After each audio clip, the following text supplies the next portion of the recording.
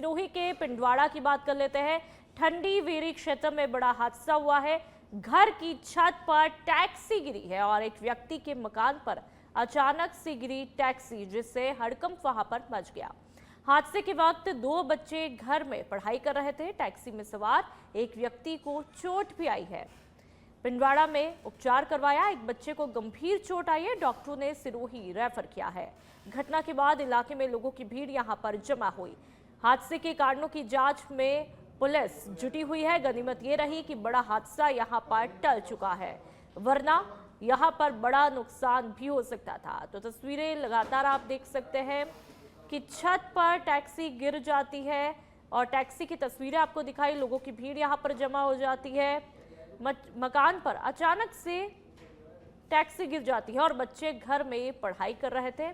Taxi में सवार एक व्यक्ति को चोट भी आई है और ये टैक्सी की तस्वीरें आप देख लीजिए। जो घायल व्यक्ति था उसको पिंडवाड़ा रेफर किया गया है। सिरोही के पिंडवाड़ा की ये तस्वीरें। और आप बीकानेर के खाजूवाला की बात करेंगे। फांसी का फंदा लगाकर युवक ने सुसाइड किया। 18 वर्षीय युवक ने घर में फांसी का फंदा लगाया। परिजन युवक को लेकर खाजूवाला हॉस्पिटल पहुंचे। डॉक्टर्स ने युवक को मृत घोषित किया। सूचना पर खाजूवाला पुलिस टीम अस्पताल पहुंची। मृतक की पहचान 18 वर्षीय आकाशदीप के रूप में हुई। सुसाइड के कारण अभी तक स्पष्ट नहीं हो पाए।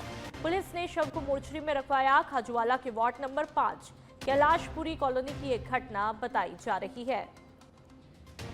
तो परिजन युवक को लेकर के अस्पताल पहुंचे हैं। डॉक्टर्स ने युवक को मृत घोषित कर दिया है। दुखद खबर। सूचना पर खाजूवाला पुलिस की टीम भी अस्पताल पहुंची है। पुलिस का महकमा अस्पताल पहुंच चुका है और ये तस्वीरें आप देख लीजिए। युवक की तस्वीर जिसे मृत घोषित कर दिया है। डॉक्टर्स की टीमें वहीं पर मौजूद रही, पुलिस की टीम यहां पर मौजूद रही। फांसी का फंदा युवक ने लगाया, जिसकी उम्र मात्र 18 वर्ष ही थी, जिसके चलते परिवार में कोहराम मचा हुआ है। मातम का माहौल है। बारां के छीपा बड़ौद के सारथल में बुजुर्ग की हत्या के सनसनीखेज मामले का पुलिस ने खुलासा किया है।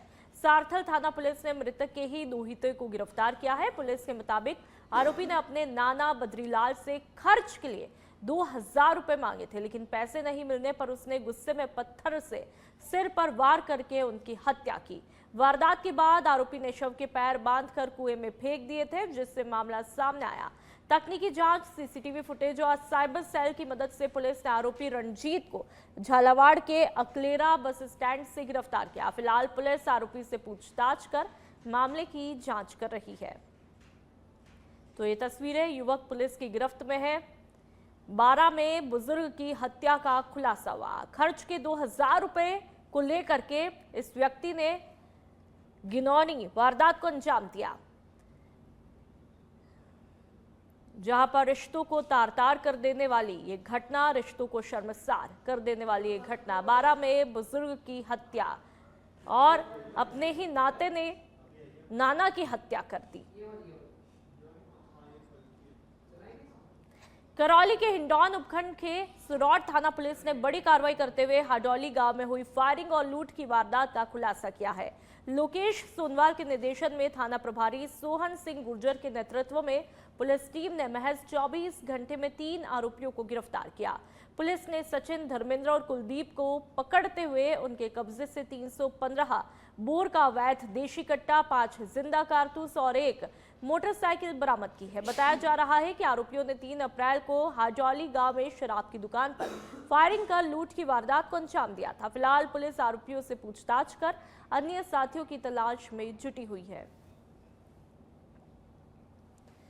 तो हिंडौन में फायरिंग और लूट का खुलासा हुआ है। 24 घंटे में 3 बदमाश धर दबोचे गए, गिरफ्तार किए गए, पुलिस के चंगुल में है और उनसे हथियार और कारतूस दोनों ही बरामद किए गए हैं। पुलिस टीम की सजगता से इस कार्रवाई को अंजाम दिया गया। झुंझुनू से दिल दहला देने वाली खबर सामने आई है, जहां पर 23 महीने पहले शादी के बंधन में बंधे दंपति की कुछ ही घंटों के अंतराल में मौत हुई।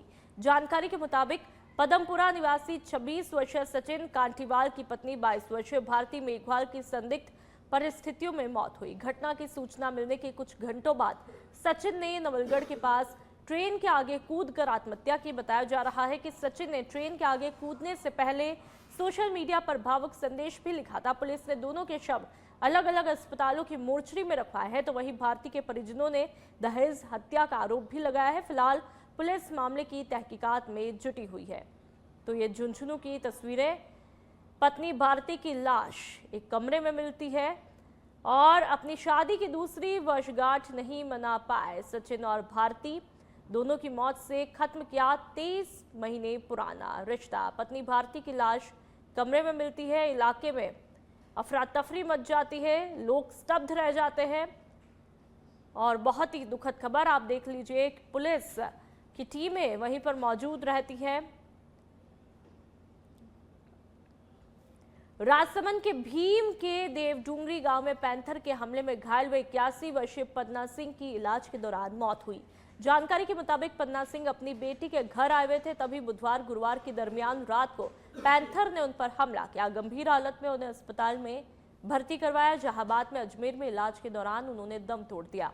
मृतक का अंतिम संस्कार आज आसींद के फुलदो का बढ़िया गांव में किया गया। घटना के बाद ग्रामीणों ने वन विभाग पर लापरवाही का आरोप लगाते हुए पैंथर को पकड़ने और मृतक के परिजनों को उचित मुआवजा देने की मांग की है। तो राजसमंद की तस्वीरें, जहां पर एक बुजुर्ग पैंथर का शिकार हुआ, जो कि अपनी बेटी से मिलने गया था, लेकिन सीमावर्ती जिले जैसलमेर से राज्य पक्षी द ग्रेट इंडियन बस्टर्ड यानी कि गोडावण के संरक्षण को लेकर एक बड़ी और सकारात्मक खबर सामने आई है। आर्टिफिशियल इंसेमिनेशन तकनीक की मदद से 3 नए चूजों का सफलतापूर्वक जन्म हुआ, जिसके बाद गोडावण की कुल संख्या बढ़कर 76 हुई है। डेजर्ट नेशनल पार्क में चल रहे संरक्षण प्रोजेक्ट के तहत 2 चूजे सुदासरी ब्रीडिंग सेंटर और एक रामदेवरा ब्रीडिंग सेंटर में पैदा हुआ है। वन विभाग की वैज्ञानिक पद्धति और सुरक्षित ब्रीडिंग रणनीति से ये उपलब्धि संभव हो पाई है। फिलहाल विशेषज्ञों की टीम नए चूजों की देखरेख कर रही है, ताकि उन्हें भविष्य में प्राकृतिक वातावरण के अनुकूल तैयार किया जा सके।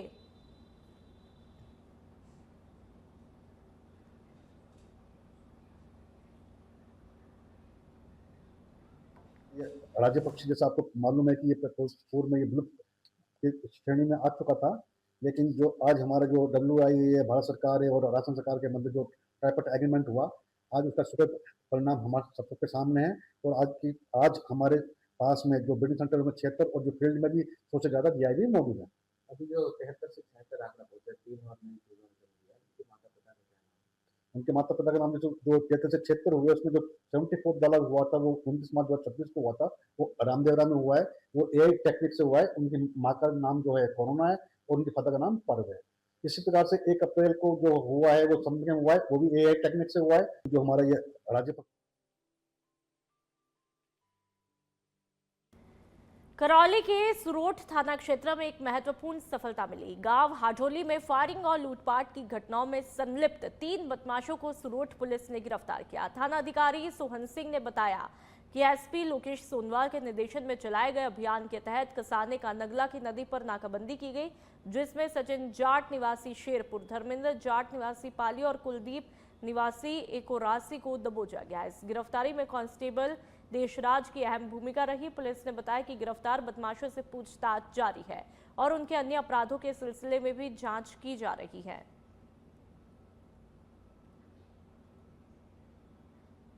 बदमाश थे, बदमाश सचिन, धर्मेंद्र, कुलदीप। बदमाश जो सचिन है ये पूर्व से अपराधी है, इसके खिलाफ पूर्व आपराधिक पंजीबद्ध है। इसी प्रकार धर्मेंद्र जो पाली का रहने वाला है, ये अभी कुछ पूर्व हत्या के प्रकरण में बंद था और कुछ दिन पूर्व ही जमानत पर आया है। कल मात्र 24 घंटे के अंदर इन बदमाश अपराधियों को हमारे द्वारा मैं हथियार, इनके जो हथियार उपयोग में लिया गया था, उनका हथियार, कारतूस सभी के साथ धड़ दबोच करके गिरफ्तार किया गया है। ठेका मालिक पप्पू की तरफ से हमारे थाने पर इस घटना की एफआईआर पंजीबद्ध कराई गई है। उस संदर्भ में बारा के अंता कृषि उपज मंडी स्थित खरीद केंद्र पर पिछले 10 दिनों से किसानों के अनाज की तुलाई ठप पड़ी हुई है, जिससे किसानों की परेशानी लगातार बढ़ती जा रही है। किसानों का आरोप है कि बारदाने की कमी के कारण 26 मार्च से तुलाई बंद है और बड़ी मात्रा में अनाज खुले आसमान के नीचे पड़ा हुआ है। तस्वीरें आप देख लीजिए। इस बीच हल्की बारिश होने से किसानों का अनाज भीग गया, जिससे नुकसान की आशंका बढ़ गई है। किसानों का कहना है कि वे अपने माल की सुरक्षा के लिए दिन रात मंडी में ही रहने को मजबूर है। इस मुद्दे को लेकर क्षेत्रीय विधायक प्रमोद जैन भाया भी आंदोलन की चेतावनी दे चुके हैं। किसानों ने प्रशासन से जल्द तुलाई शुरू कराने की मांग की है। तो ये तस्वीरें आप देख लीजिए। इसकी तुलाई नहीं हो रही, ठेकेदार से बात करते हैं, बारदान नहीं आ रहे, पूरे किसान परेशान है। यूँ मान के चलो 24 तारीख से आज 10 से 12 दिन हो गए हम लोगों को यहाँ पड़े हुए, यहीं सोते हैं, यहीं सब कुछ हो रहा है। बहुत ज़्यादा परेशान, बरसात पूरा माल भी गया हुआ पड़ा है, आप खुद देख लो। इसके बारे में हम क्या कहें, परेशान है, हद से ज़्यादा नुकसान हो रहा है। और ठेकेदार से कहते हैं नापास हो रहा है, कोई क्या हो रहा है, बारदान नहीं है, मेन कारण है बारदान नहीं है। अब ठेकेदार क्यों नहीं ला रहा है, क्या माल तुलाई में बहुत दिक्कत आ रही है, बारदाना नहीं आ पा रहा है यहाँ पे अंता सेंटर पे। जब भी किसान बारदाना तुलाई को लेकर अगर किसी अधिकारी या ठेकेदार से बात करता है तो बारदाना नहीं आने का बहाना बनाकर तुलाई चालू नहीं कर रहे हैं। और पिछले 24 तारीख से लेके अभी 4 तारीख होने को है, अभी तक 1 किलो गेहूँ भी इन लोगों ने सेंटर पर नहीं तोला है। जो किसान यहाँ पे माल लेके पड़े हुए हैं, अब मजबूरी के वजह से 2400-2300 रुपये में ये ढेर आया था सरकारी कांटे पे तुलने के लिए, मगर ये ढेर 2400 रुपये में कल बिक गया है। बारदान नहीं होने की वजह से तो माल नहीं तुल रहा, किसान परेशान हो रहे हैं यहाँ। लगभग 8 दिन से यहाँ पड़े, बरसात अलग छाती पा रही। क्या कहता है ठेकेदार इस बारे में? ठेकेदार बारदान नहीं ला रहा, अब पता नहीं। राजस्थान की बहुचर्चित एसआई भर्ती 2021 पर आखिरकार अंतिम फैसला आ गया है। राजस्थान हाईकोर्ट की विशेष खंडपीठ ने भर्ती को रद्द रखने के फैसले पर मुहर लगा दी है। पेपर लीक और अनियमितताओं को देखते हुए ये फैसला ऐतिहासिक है। आइए देखते हैं हमारी खास रिपोर्ट।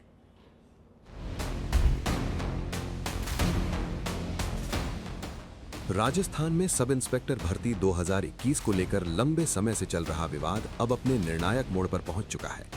शनिवार को राजस्थान हाईकोर्ट की खंडपीठ ने साफ कर दिया कि एसआई भर्ती 2021 रद्द ही रहेगी। कार्यवाहक मुख्य न्यायाधीश एसपी शर्मा की अगुवाई वाली खंडपीठ ने राज्य सरकार और चयनित अभ्यर्थियों की अपीलों को खारिज कर दिया। इससे पहले जस्टिस समीर जैन की एकल पीठ ने 28 अगस्त 2025 को पूरी भर्ती प्रक्रिया को निरस्त कर दिया था। एकल पीठ का फैसला बरकरार, सरकार की अपील खारिज, एसआई भर्ती 2021 रद्द, हाई कोर्ट की मुहर, आरपीएससी को राहत, सुओ मोटो कार्रवाई खत्म, चयनितों को झटका, विरोध करने वालों को राहत। दरअसल इस भर्ती परीक्षा में पेपर लीक, धांधली और बड़े पैमाने पर अनियमितताओं के आरोप लगे थे। कोर्ट ने माना कि जब चयन प्रक्रिया की पारदर्शिता पर सवाल उठते हैं तो पूरी भर्ती को रद्द करना ही न्याय संगत है। हालांकि कोर्ट ने एक अहम राहत भी दी है। खंडपीठ ने राजस्थान लोक सेवा आयोग के सदस्यों के खिलाफ स्वतः संज्ञान की कार्रवाई को निरस्त कर दिया। इस मामले में सुप्रीम कोर्ट का भी दखल रहा। शीर्ष अदालत ने पहले ही चयनित अभ्यर्थियों की फील्ड पोस्टिंग पर रोक लगा दी थी और यथास्थिति बनाए रखने के निर्देश दिए थे। देखिए, जो एकल पीठ का फैसला था उसे कोर्ट ने सही माना है, एसआई भर्ती रद्द रहेगी। लेकिन जो एकल पीठ ने सू मोटो लिया था, स्वतः जो प्रसंज्ञान लिया था, उसको उस पार्ट को निरस्त कर दिया है। कोर्ट ने कहा है कि सर्विस मैटर में स्वतः प्रसंज्ञान नहीं लिया जा सकता, लेकिन एसआई भर्ती रद्द रहेगी और जो टिप्पणियां करी गई थी आरपीएससी मेंबर्स के खिलाफ वो भी यथावत रहेगी। देखिए, बहुत खुशी है, बेरोजगारों के साथ न्याय हुआ है। बड़ा लंबा मामला चला था और ये 2021 से मामला चल रहा है। एक बड़ा खुशी का मौका है बेरोजगारों के लिए। लेकिन हाँ, मेरी सहानुभूति है, जो लोग सही थे, जिन्होंने ईमानदारी से पेपर दिया था, उनके साथ भी मेरी खुद की संवेदनाएं हैं। लेकिन मामला संवेदनशील था और बड़े स्तर पे पेपर लीक हुआ था। अच्छा नील साहब, कल जो भर्ती होने वाली है उसका क्या कुछ उस पे कोई इम्पैक्ट पड़ने वाला है, कुछ ऐसा? जी, उस पर कोई इम्पैक्ट नहीं पड़ेगा। ये भर्ती अलग होगी और मैं माननीय न्यायाधीश जिन्होंने बड़े अच्छे से इस मैटर को सुना, उन सबका शुक्रिया अदा करना चाहता हूं। काफ़ी अनेक लोग हैं जिन्होंने हमारी मदद करी इस मामले में, सभी को बहुत शुक्रिया करना चाहता हूं। और मीडिया लोगों ने भी इस मामले को बहुत अच्छे तरीके से उठाया, मैं सभी को बहुत धन्यवाद ज्ञापित करता हूं। और काफ़ी जो पॉलिटिकल लीडर्स हैं उन्होंने भी इस मामले को उठाया, उनको भी मैं धन्यवाद ज्ञापित करना चाहता हूँ। करीब 2.5 महीने तक फैसला सुरक्षित रखने के बाद आए इस निर्णय से हजारों चयनित अभ्यर्थियों को बड़ा झटका लगा है। वहीं गड़बड़ी के आरोप लगाने वाले अभ्यर्थियों ने इसे अपनी जीत बताया है। ये फैसला सिर्फ एसआई भर्ती 2021 तक सीमित नहीं है, बल्कि भविष्य की सभी भर्तियों के लिए एक सख्त संदेश भी है। अगर पारदर्शिता और निष्पक्षता पर सवाल उठेंगे तो पूरी प्रक्रिया रद्द हो सकती है। रामदेवरा थाना क्षेत्र में एक दिल दहला देने वाली घटना देखने को मिली, जहां पर संस्कृत विद्यालय में कक्षा 6ठी में पढ़ने वाले 11 वर्षीय बच्ची पर एक अधेड़ व्यक्ति ने ब्लेड से हमला किया। घटना शनिवार दोपहर करीब 2 बजे की बताई जा रही है। पुलिस के मुताबिक आरोपी पिछले कई दिनों से बच्ची को परेशान कर रहा था। आरोपी की पहचान पप्पू राम के रूप में हुई है, जो मोहल्ले में ही किराने की छोटी दुकान चलाता है। घटना के बाद पुलिस ने तत्परता दिखाते हुए आरोपी को मौके से ही गिरफ्तार किया। घायल बच्ची को इलाज के लिए पोखरण जिला अस्पताल में एडमिट करवाया, जहां उसका उपचार जारी है। घटना के बाद इलाके में दहशत का माहौल है और पुलिस पूरे मामले की गंभीरता से जांच कर रही है। रामदेवरा हॉस्पिटल में एक बच्ची को लेके आए हैं, 13-14 साल की बच्ची है। उसके गर्दन के दोनों तरफ शार्प कटिंग निशान है और सर में भी चोट है, छोटी मोटी। और अभी हमने प्राथमिक उपचार किया है, उसको हमने पोखरण के लिए रेफर कर दिया है। और भिवाड़ी में तिजारा विधानसभा क्षेत्र से कांग्रेस प्रत्याशी रहे इमरान खान के पारिवारिक विवाह समारोह ने सियासी रंग ले लिया। कार्यक्रम में सुखविंदर सिंह रंधावा, गोविंद सिंह डोटासरा, टीकाराम जूलियो और सचिन पायलट सहित कई दिग्गज नेताओं की मौजूदगी ने इसे शक्ति प्रदर्शन में बदल दिया। नेताओं ने ढोल नगाड़ों के साथ एकजुटता दिखाते हुए आगामी निकाय चुनाव का माहौल भी बना दिया। इस दौरान डोटासरा ने राज्य सरकार पर निशाना साधते हुए आरोप लगाया कि हार के डर से निकाय चुनाव टाले जा रहे हैं। साथ ही महंगाई, एलपीजी और पेट्रोलियम पदार्थों की बढ़ती कीमतों को लेकर सरकार को घेरा। जो चुनाव है वो लेट होते आ रहे, क्या कहना है? हार के डर से करा नहीं रही है, जब भी कराएगी हारेंगे, बीजेपी हारेगी। तो राजस्थान में इस समय जो युद्ध के कारण हालात बने हुए, वो क्या कहना चाहोगे? बहुत खराब है, पूरा देश परेशानी में है, लेकिन मोदी जी कुछ भी नहीं कर पा रहे। उपखंड क्षेत्र में शुक्रवार दोपहर बाद मौसम ने अचानक करवट ली। नोहटा, बहड़ और जामडोली सहित कई पंचायतों में तेज बारिश के साथ ओलावृष्टि हुई, जिससे किसानों की फसलों को भारी नुकसान पहुंचा है। लगातार 3-4 दिनों से हो रही बारिश के बाद आज गिरे ओलों ने खेतों में खड़ी और कटी हुई गेहूं और चने की फसलों को काफी प्रभावित किया है। किसान महापंचायत के ब्लॉक अध्यक्ष दशरथ सिंह ने बताया कि मौसम की मार से किसानों की मेहनत पर पानी फिर चुका है। उन्होंने प्रशासन से जल्द गिरदावरी करवाकर प्रभावित किसानों को उचित मुआवजा देने की मांग की है। तो तस्वीरें लगातार आपको दिखा रहे हैं। बेमौसम बरसात ने किसानों की चिंता बढ़ा दी है। ओला वृष्टि यहां पर हुई है और आप देख सकते हैं चने के आकार के ओले गिरे। फिर आज अचानक करवट बदली और भारी बारिश के साथ में आज ओले गिरे। बहड़ जामडोली ग्राम पंचायतों के गांव में आज शाम को ओले गिरे, जिससे किसानों की फसलों में भारी नुकसान हुआ है। गेहूं और चने की फसलें अभी तक खड़ी हुई है, कुछ कटी हुई है। बारिश होने की वजह से वह फसलें पूरी तरह से बर्बाद हो गई है। खरीफ का भी अभी किसानों को मुआवजा नहीं मिला है। और रही बात रवि की, इसकी तो किसान उम्मीद छोड़ रखे हैं। और आप छत्तीसगढ़ के अंबिकापुर से खबर, जहां पर छत्तीसगढ़ में बढ़ती ड्रग सप्लाई और खपत को लेकर डीजीपी अरुण देव गौतम का बड़ा बयान सामने आया है। उन्होंने साफ कहा कि गांजा, अफीम और ड्रग की सप्लाई रोकना पुलिस की जिम्मेदारी जरूर है, लेकिन समाज को भी आगे आकर इसकी डिमांड कम करनी होगी। डीजीपी ने यह भी बताया कि नक्सल प्रभावित क्षेत्रों में पहले बड़े पैमाने पर गांजा की खेती होती थी, जिस पर अब काफी हद तक कंट्रोल किया जा चुका है, लेकिन खपत बढ़ना चिंता का विषय है। प्रवास पर सभी रेंज के पुलिस अधीक्षक और सभी राजपत्रित अधिकारियों की बैठक ली गई है और उसमें अपराध के पर्यवेक्षण और थाना स्तर पर जो कार्यप्रणाली है पुलिस की, उस पर बहुत विस्तार से चर्चा की गई है। चूँकि ये बहुत रूरल सब डिवीज़न है और इसमें प्रायः बहुत दूर दूर तक विस्तृत गाँव का क्षेत्र है और वहाँ पर कई बार पुलिस की नज़र नहीं पहुँच पाती है। एक थाना क्षेत्र में बहुत विस्तृत क्षेत्र होने से कई बार नज़र वहाँ नहीं पहुँचती है। उस संबंध में पुरानी जो व्यावहारिक पुलिसिंग की बहुत सारी तरकीबें थी, बहुत सारे